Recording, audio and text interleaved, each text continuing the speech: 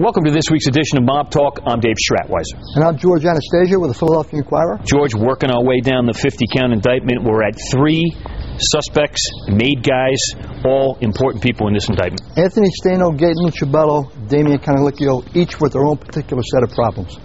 George, let's kick this off with Anthony Staino, who at one time was the underboss to Joe Legambi. Most people consider him Legambi's right-hand man, kind of the consigliere of the family.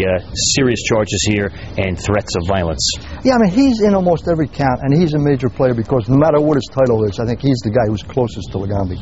And according to one of the detention hearings, he allegedly told a cooperating witness he was a member of the board of directors and the CFO of the organization. So yeah, he's got a lot to answer for in terms of this indictment, in terms of the money, in terms of the finances, and in terms of threatening people on tape. All right, and he's got some contact apparently with an undercover FBI agent who infiltrates this organization, the mob here in South Philadelphia, and there's some stuff in there, I'm told, that will eventually be very interesting. Yeah, and this is a guy only identified as Dino in the indictment, but I think there's a lot of conversation there.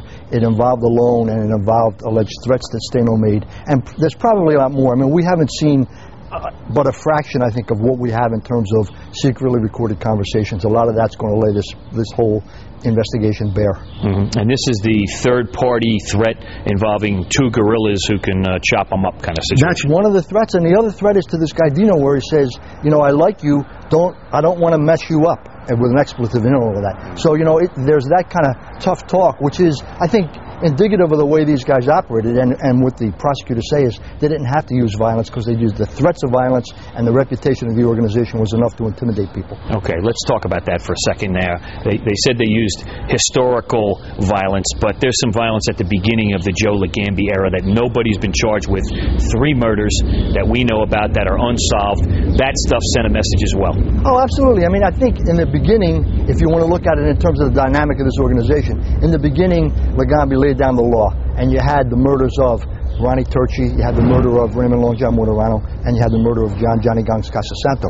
They were very much early in Legambi's tenure as mob boss, and you know, nobody's been charged, so you can't say it came from Legambi, but the implication was this came from the organization. We don't mess around, now everybody fall in line. Okay. Now, ironically, all this stuff about Anthony Staino, and he's the only one out on bail of any significance, and he's home at his South Jersey home, kind of cooling his heels on an electronic monitor there, so he can't go anywhere. Nice house outside of Swedesboro, New Jersey. This is a guy who has no priors, and I think that's why he was able to get bail in this case. He's got no prior convictions, no criminal record. And his lawyer argued that, I think justifiably, there's no reason to keep him in jail. All the other defendants have criminal histories that warranted, according to the feds and according to the judge, keeping them off the streets. But Staino, under house arrest, is just going to be sitting there till we go to trial. All right, let's shift gears. Staino was allegedly in the video poker game. So is our next defendant, former mob captain, currently mob soldier, Gaten Lucibello, who's been around forever. Yeah, alleged mob soldier. He was tried and acquitted in the last racketeering case, took the stand in his own defense, was a very good witness. One of the questions as this thing plays out is he going to do that again?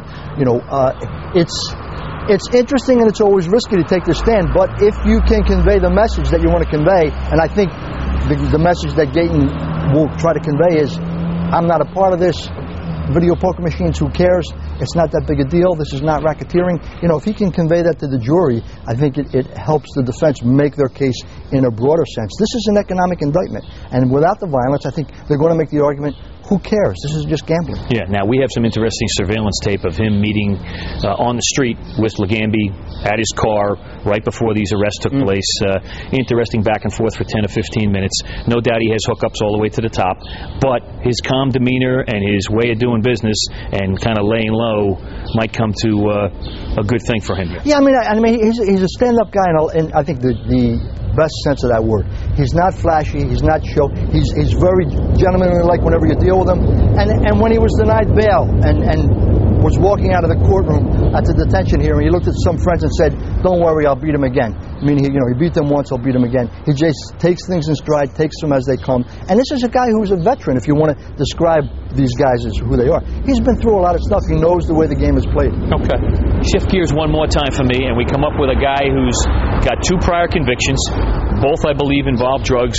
Damian Canalicchio used to be the driver for Steve Mazzone, who we believe at this point is the acting boss.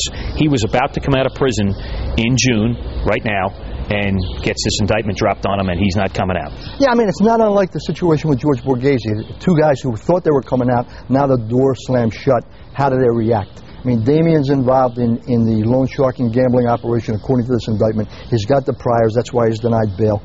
Everything I've heard about Damian, I don't know him very well, is he's not the kind of guy who's going to flip. He's a stand-up guy. He's going to do what he's got to do. The interesting thing about Damian Canalicchio is we know his name has been mentioned in conjunction with one of the unsolved murders. And I think that's where the feds would like to squeeze him. And if you can get a guy like that to cooperate, then you're going to open up a whole other can of worms. Right, now, I have been around him back in the Joey Merlino days, and he's kind of a straight-up guy.